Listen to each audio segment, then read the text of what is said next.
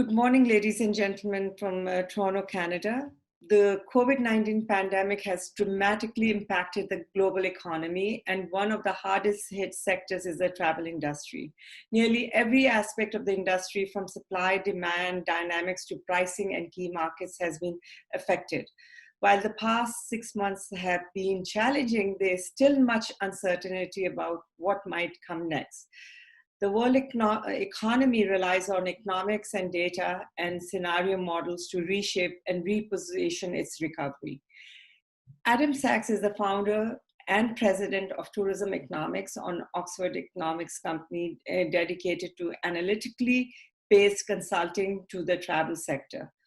Over the past 22 years, Adam has worked with hundreds of destinations, industry associations, and companies around the world in the areas of opportunity, risk management, policy analysis, and economic impact. Adam's work has provided the foundation for billions of dollars in capital investment decisions by hotel companies, developers, and investors. And never before the importance and need for big data has been felt so consistently as now. Welcome to the World Tourism Forum Institute Recovery Hall, Townhall.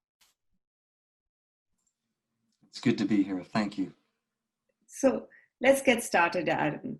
Adam, I want to first start with you. What prompted you to form Tourism Economics, and how long back was that?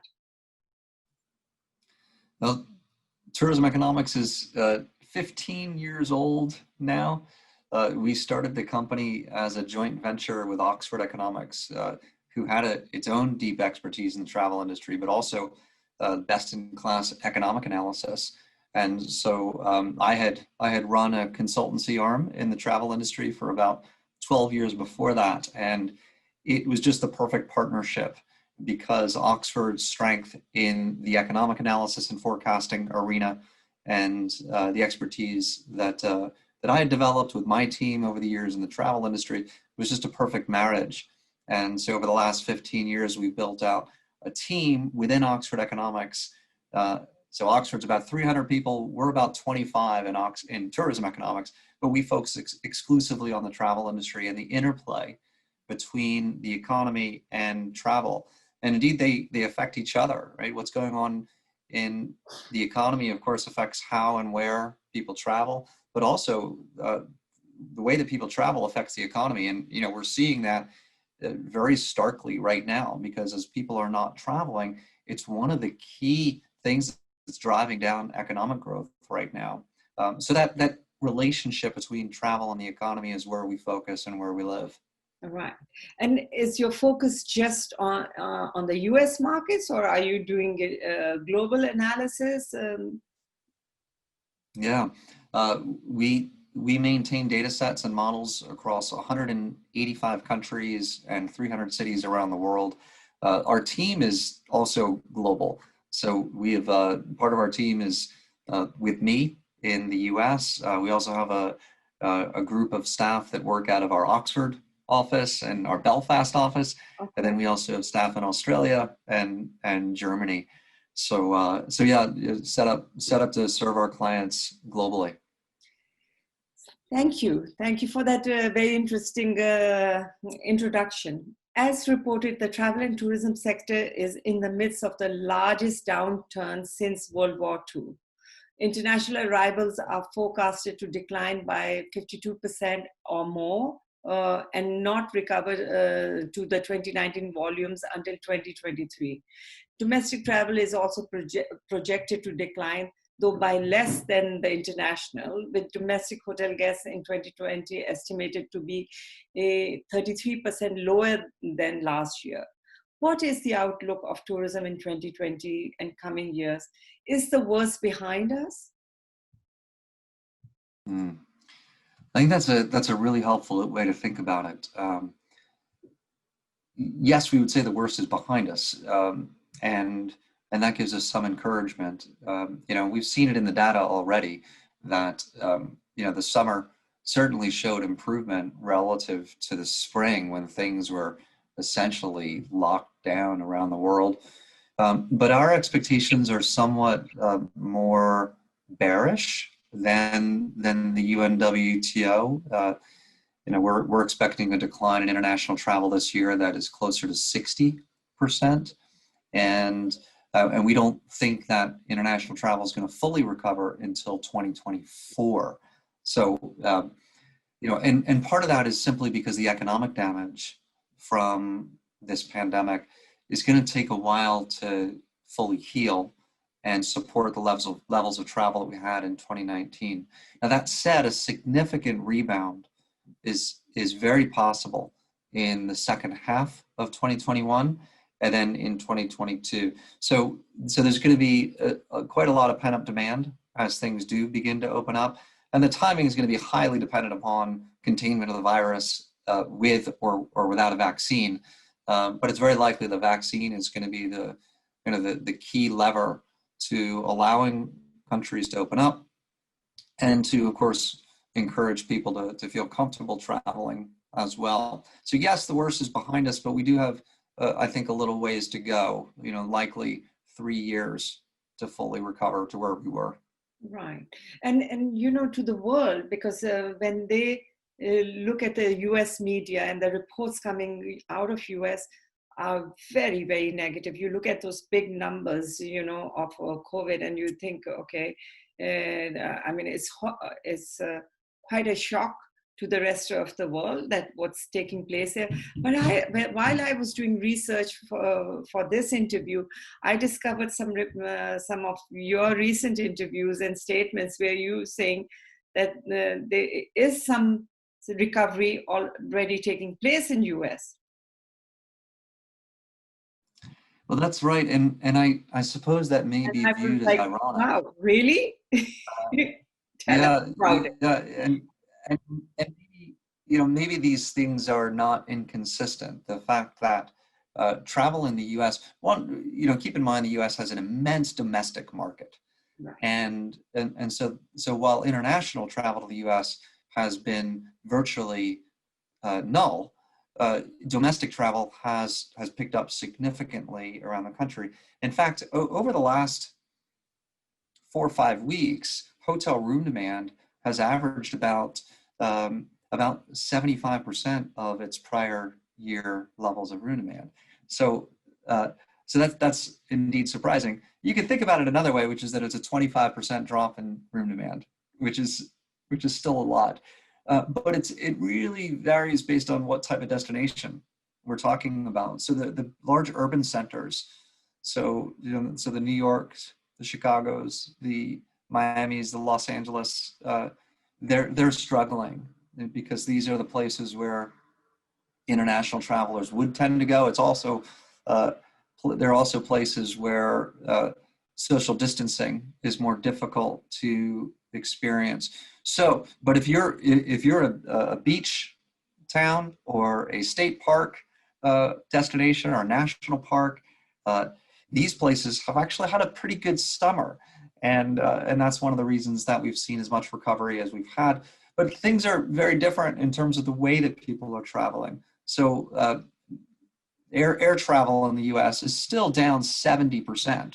Right. All right. So people are driving to their destinations, and that's what's okay. Yeah. So that's what's sustaining the industry in the U.S. and it's not dissimilar to Europe, where almost all of the travel activity this summer has been within Europe, and a lot of it domestic within countries as well. It's just the U.S. has probably experienced a bit more of a recovery simply because of the size of its domestic market. Yeah. Okay, and then also, we've always learned from US. The world has followed the US in so many ways, and so therein lies another lesson then, in a way, because for countries who do want to focus on domestic tourism, then there are some lessons to be learned there, that how US is handling and how the, so it's the far-flung destinations, which are perhaps are getting more focused because people want to get out of the urban environments, I guess. Yeah. Yeah, that's right. Yeah. Okay.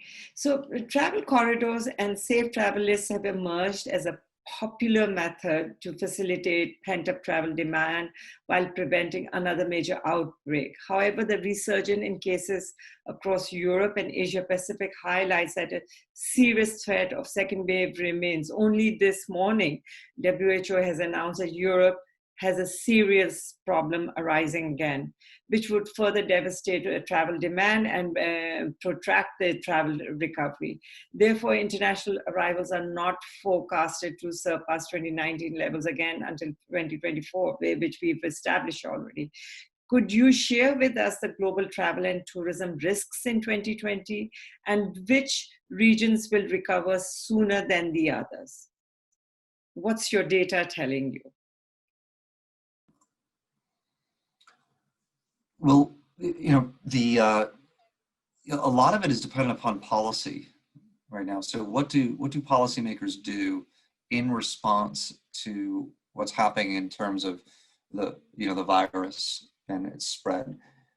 And so for that reason, the downturn has been particularly steep in Asia, and it's likely that Asia will continue to be very conservative in terms of its policies. And you might say on the other end of the spectrum, the U.S. has been the most liberal in terms of, because, and that a lot of that has to do with the government set up in the U.S., right? Because states have autonomy to make certain decisions, and there's a wide range of views on the best way to balance out the control of the virus versus the economic damage that can incur by shutting things down. And so that's why you have such different reactions around the U.S., because you have that sort of autonomy in the states. So I think as you look to different parts of the world, it's going to be very dependent upon how do policymakers balance out that the risk of further outbreaks of the virus versus the consequences of locking down, shutting down businesses. And these are difficult choices. These are difficult trade-offs, and I don't think there are any easy answers to them. But it's very possible, just to lay this out as a scenario, that as we get into 2021, the politics even in Europe will start to push toward opening things up, simply because the economic costs are continuing to mount. And certainly we hope that a vaccine is available as early as possible in the year. But I think at the same time, we're going to see, a tremendous amount of pressure to open up things, because people are suffering in other ways as a result of locking down the economy. And there is only so much that society can continue to bear, that economies can continue to bear. So the outcomes are going to be highly dependent upon those decisions of policymakers. What do they do as far as borders, travel corridors, the opening of businesses themselves, right? It's no good to have open borders if the attractions are closed. And so everything is going to be defined by these levers that are, in the hands of policymakers. But I do think that the pressure is going to begin to shift toward making sure that we minimize economic damage, compared to where the pressure was greatest in the first part of this year, especially to controlling the virus at almost all costs. So I think what I'm listening is that we have to learn to live with the virus. It's here to stay for some time till this elusive vaccine is discovered. But at the same time, it was interesting to note that Israel has become the first country to go for a second complete lockdown, and so we'll have to wait and see if there are other countries following suit. But I totally agree with you that the economic downturn, and I think the second wave is making it more evident that there is a severe economic downturn. And so how do you dial back from that? And just on your comment that you said about the importance of the governments is becoming more and more evident, a point that you made, that the role of the governments and the policies that they apply. But I know that the US, because of the way you are structured, is, has been late to or whatever the decisions that the local governments have made, of not having complete lockdown. But you can then say, in contrast, India was one of the countries that really did have a complete lockdown. They did apply it, they did go for it, and very early on. And now they're, catching up with US. So I don't think so that one set of rules can be applied all across. So every country is a different case study. You're so right there. So while the latest travel data reflects the dire situation that we face, it is very useful when speaking with government leaders about the urgent need to provide relief to our industry now. We also know that real-time insights are critical to detecting shifts in travel behavior and sentiment so that you can plan appropriately for the future. After several months of close monitoring, what are the key indicators, including travel trends and consumer sentiment, that you are picking up, that you feel could define what the future of travel and tourism could look like?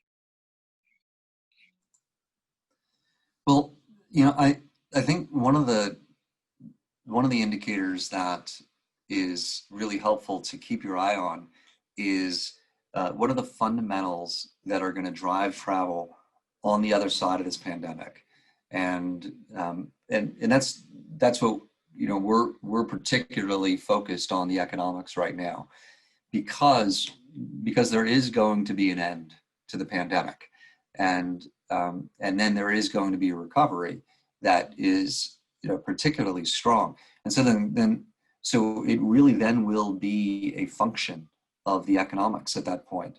And so when we look at the great financial crisis, it took about 2 years for travel to fully recover after that economic downturn. And so that's one of the reasons that when you think about let's just, for the sake of this conversation, say that the pandemic is no longer the defining element for travel by the end of 2021.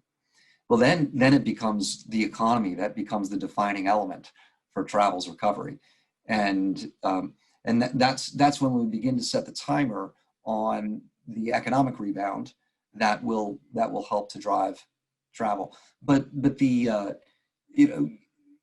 are some analysts who are concerned that travel is now going to move into an entirely new era, right? That people won't travel to the same degree that they did before this pandemic. And I think that view is not well informed by history, because there have been many different crises that the travel industry has encountered. And over the last 25 years that I've been analyzing it, I've actually stopped being surprised at how resilient travel is. And so the things that drive travel, the desire to experience new cultures, see new wonderful things, to visit family and friends, to engage in business, and participate in events and meetings, all of those motivations will still be intact on the other side of the pandemic.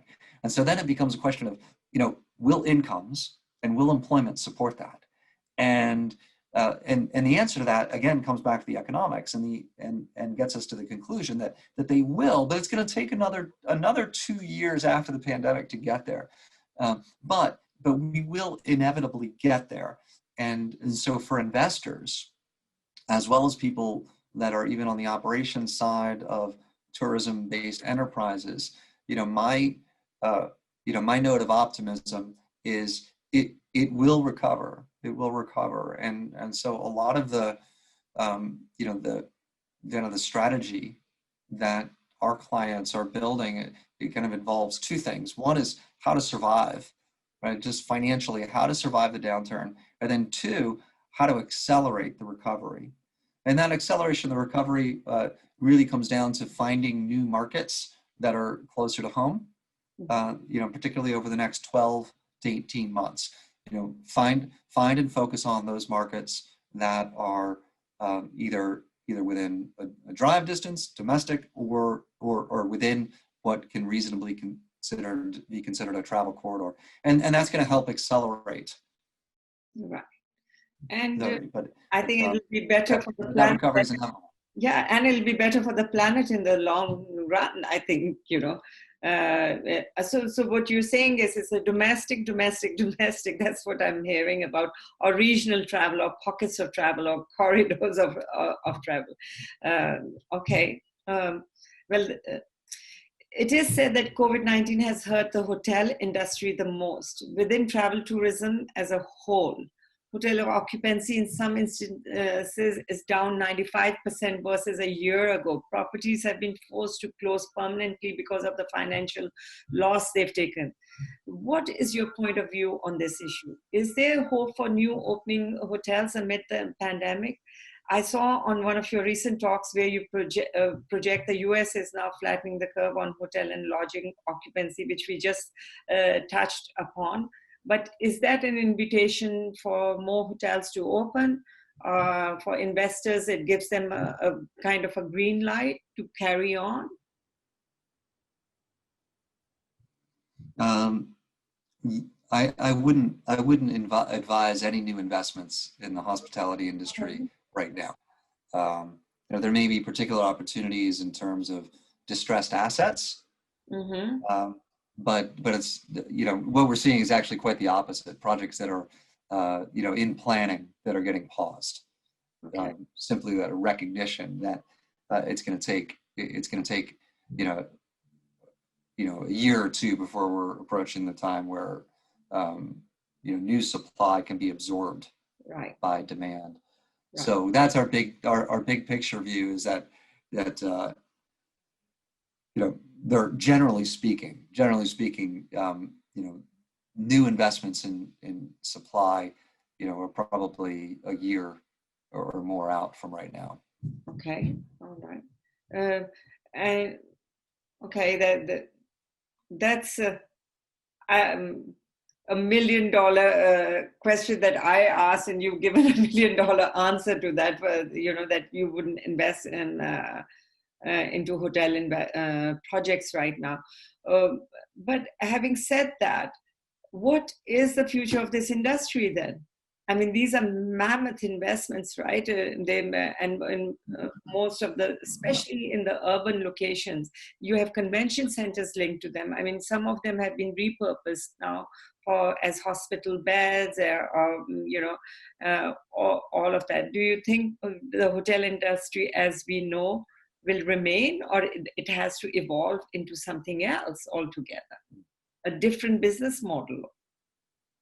I think it's going to remain, and the long view supports the idea that spending on travel outpaces the overall economy, and it's been doing that for over 50 years, and it's really a function of the structure of demographics as well as the incomes across those demographics, and so the traveling public continues to grow in size, and barriers to travel overall continue to fall, whether it be visa barriers or improved flight access, and then of course access to information continues to improve, which just reduces friction on travel.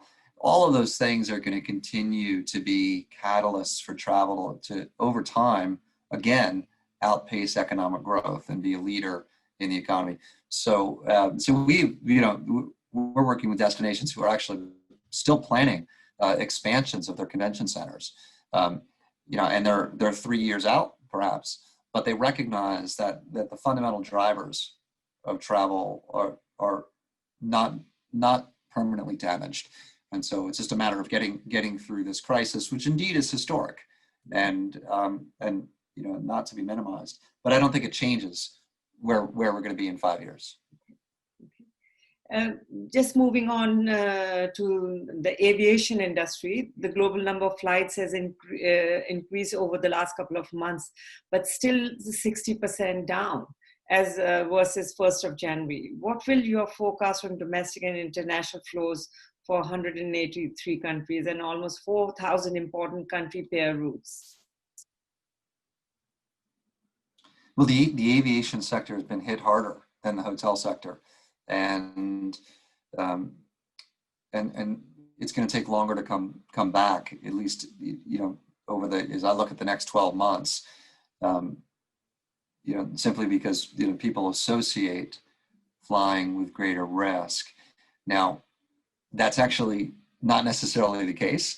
If you talk to aviation experts, they say the air quality is very, very good, but it doesn't affect the way that travelers behave, and so that downturn over the next year is going to be extremely difficult.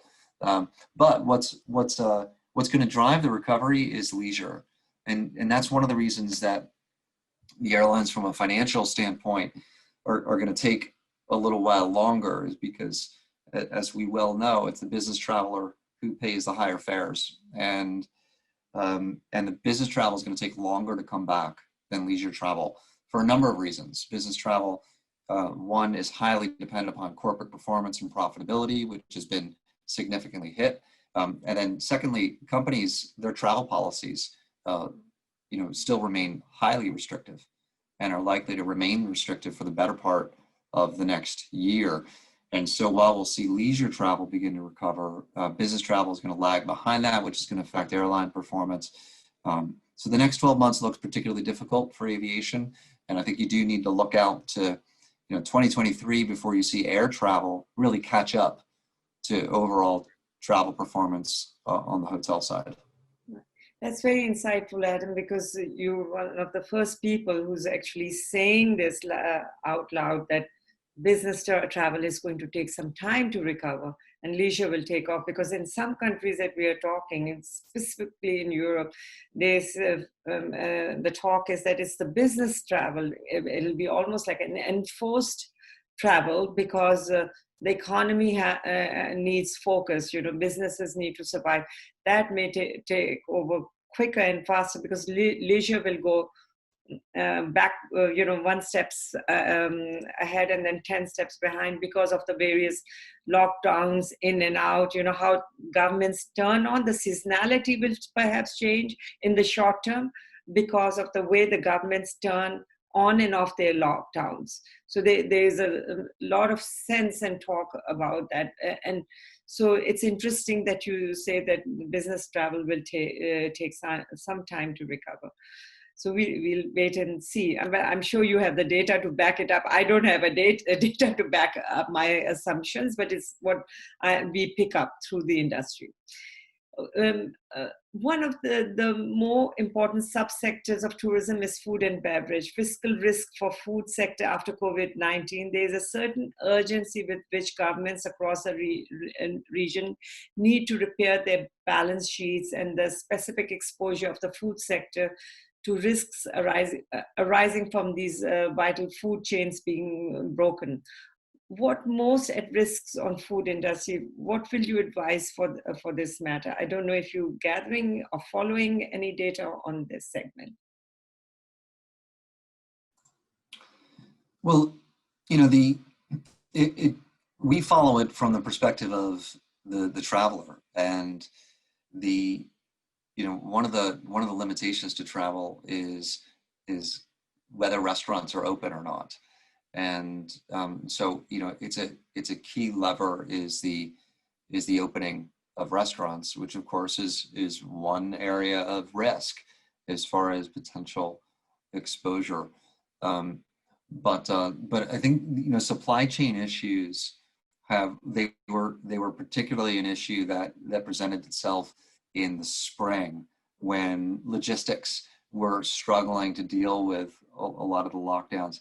Most of those seem to have been ironed out. So we're not particularly concerned right now about supply chain issues. We're more concerned about whether the demand is going to be there. You know, both local demand and traveler demand, especially for restaurants. You know, and restaurants are, almost all of them are small businesses, right? So they don't have large investment pools that they're able to survive on for long periods of time. So, you know, the survival of these important establishments is something that policymakers need to be aware of, and through whatever means, helping these small businesses survive, to be able to continue to provide a really important part of the travel ecosystem on the other side of the pandemic, I think is a policy priority. Right. Okay. You recently published a report on the sports industry. Nearly 180 million people traveled to a sports event in the US in 2019, either as a participant or a spectator, which generated 69 million room nights. Sports travel event organizers and venues spent 45 plus billion in 2019, which generated about over 100 billion in business sales when including indirect and induced impact. What is the state of the sports industry, not just in US, but globally? Give us a sense, where are we at the moment? Right. And, it's another area where the economy has been really devastated. And there are a lot of things in life that you don't appreciate until they're gone. And sports is, of course, one of them. But the economic impact of sports that has been severely damaged by not having fans in the stands, and people not being able to travel to events has been a really significant economic blow around the world. And so, the way that I've described it, and this applies to sports as well as to travel more broadly, is that the only way that the global economy is going to become whole again is for travel and for sports to become whole again, because the economic losses have been concentrated in those areas. Such a large share. I mean, in the US, almost 40% of all jobs lost have been in the leisure and hospitality and recreation entertainment sector. So if you think about, how do we repair the economy? The only way we repair the economy is by restoring levels of travel and participation and spectators at these sorts of events. So it's absolutely critical. And so, while there are, important considerations on the health side that we need to be mindful of, as we set out the goal of economic recovery, that basically is one and the same with the goal of a recovery in travel. Right. Yeah. So your research and methodology applies a range of metrics. The combined travel potential index points to destinations which may be in the best position to see a quick and stable recovery for their travel and tourism sectors. The index applies equal weighing each to the short-haul resilience, domestic resilience indexes, and domestic opportunity components. Please talk to us about the science behind these indices, and is there any new data that has popped up that may change or shift this trajectory? Right. In the performance of a destination over the next, it's certainly been the case this year, and it's going to continue to be the case for all of 2021, is going to be directly a function of the exposure of that destination to certain traveler segments. So certainly a market that already has a significant domestic travel market is in a better position than a market that relies entirely on inbound travel. So I was talking this morning with officials from a Caribbean island. Their economy is devastated because they rely entirely on inbound international travel. I was talking to a destination yesterday, which has a much larger domestic market, and they also have a very large outbound travel market. That's also an important feature of success over the next 12 months, because those outbound travelers instead can be convinced to travel domestically. So whereas this particular destination, their domestic market is significant, but it's not enough to compensate for their loss of inbound. However, their outbound market is so large that over the next 12 months, if they're able to successfully convert those resident outbound trips into domestic trips, it actually has the ability to more than compensate for their loss in inbound, right? And then you kind of go one layer out. So you go domestic is the first circle, and then outbound travel that gets converted to domestic is the second circle. And then the third circle would be regional travel corridors and so that's where we call short haul travel. As we measure it across different markets, is a key feature of recovery strategy and opportunity over the next 12 months. Knowing that people are going to travel closer to home, and that's going to be partly because of risk assessments as well as the economics. Anytime there's a recession, people travel regionally instead of long haul.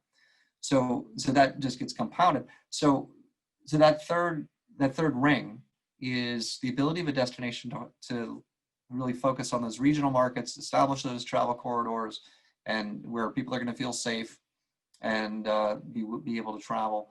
And not every destination has the ability to do that, based on the type of destination or the markets they have. But as we've done an analysis across 185 countries on this, and we're able to see which countries are likely to recover most quickly because they have these particular market opportunities, be it domestic, outbound, or regional. Right. So you can see where they are headed. That's you. Right. You have the dashboard, Adam. I know you have. So very important dashboard. I'm sure many countries want to know. How they are looking at the moment. From your perspective. The pandemic will end and the role of the big data cannot be undermined. How will the pandemic reshape organizations such as yours? Is that, helping you to reassess how data was processed, mined and processed and read before to now?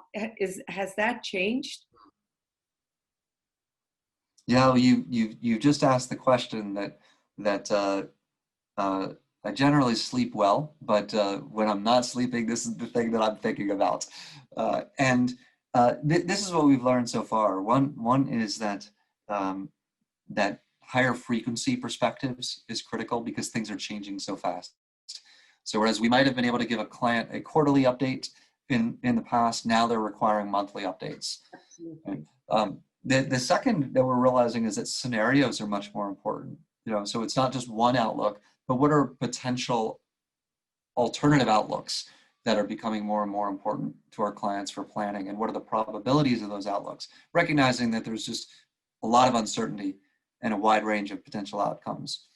And then the third thing that for our organization that I think we've realized is critically important is that advocacy for the industry is more important than it's been for a long time. Advocating with policymakers the importance of the industry, the importance of fostering recovery, the importance of fostering, supporting small businesses within the travel industry, the importance of marketing. Once things open up, being able to convey and communicate strong marketing messages of safety, of inspiration for people to travel is going to be very important. So destination marketing organizations are going to become even more important during the recovery phase. So advocacy for the funding of those organizations we've seen is more and more important to us as well.